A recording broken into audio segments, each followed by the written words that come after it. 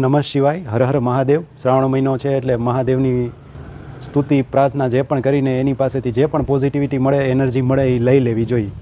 યોગીઓના યોગી અને જ્ઞાનીઓના જ્ઞાની છે મહાદેવ. તો એનું આપણે તો એના ભક્તોના ચરણની રજ સમાન પણ ન ગણી શકાય, પણ જેટલું એ પ્રેરણા કરે અને કૃપા કરે તો થોડું ઘણું એમનું ચરિત્ર આપણને સમજાય. મને જે વિચાર આવ્યો કે જે પ્રેરણા થઈ એ હું તમને શેર કરીશ.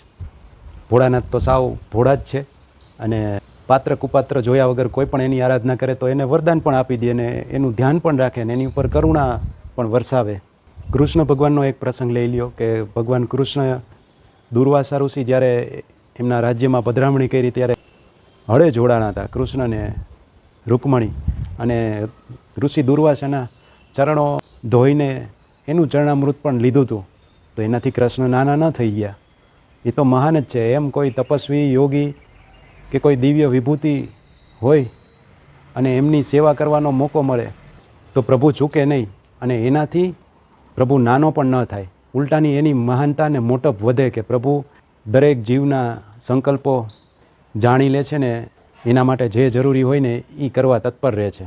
અને મહાદેવનું ચરિત્ર તો અજન્મા તરીકે વર્ણવાયેલું છે કે એનો ક્યારેય જન્મ જ નથી થયો. આદિ અનાદિકાળથી હતા અને હજી પણ છે, પણ એ જોવા માટે દિવ્ય ચેતનાઓ જોઈ.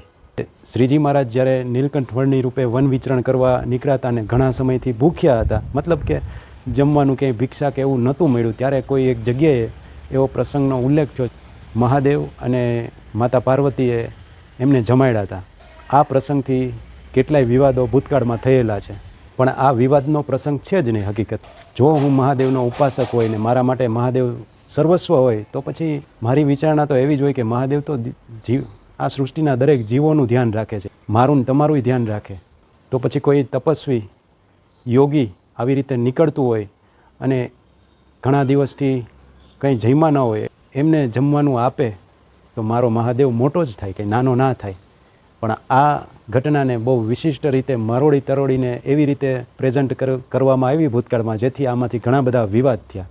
પહેલાંના રાજા મહારાજાઓ હતા એ પણ કોઈ સાધુ સંન્યાસી યોગી નીકળતા તો એને પોતાના હાથે એની સેવા ચાકરી કરી લેતા, એને જમાડતા અને જે પણ જરૂર પડતી એ બધું કરતા.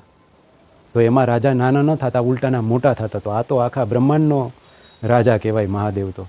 તો એ આવી રીતે કોઈ યોગી નીકળતા હોય તો એનું હૃદય દ્રવીભૂત ના થાય?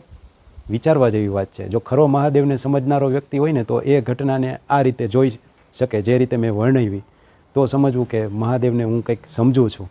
કારણ કે ભૂતકાળમાં ખ્યાલ છે કે પોતાનું અહિત થતું હોય છતાં પણ મહાદેવે એમને પણ આશીર્વાદ આપ્યા છે ને વરદાન આપેલા છે. ભસ્માસુર જ જોઈ લ્યો.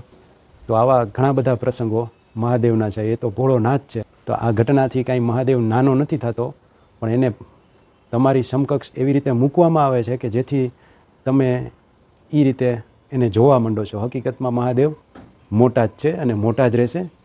પણ મહાદેવને ઉપાસના કરનારા લોકો હજી મહાદેવને સમજ્યા ના હોય અને પછી કોઈના સમજેલા અડધા અર્થઘટનને અનુસરીને પછી એની તરફેણમાં જતા રહેતા હોય, તો એના કારણે આ બધા પ્રસંગો બને. નાનકડો એક પ્રયાસ પ્રેરણા મહાદેવની થી જ આ પ્રસંગ મને જે વિચાર આવ્યો એ મેં તમારી સામે શેર કરેલો છે.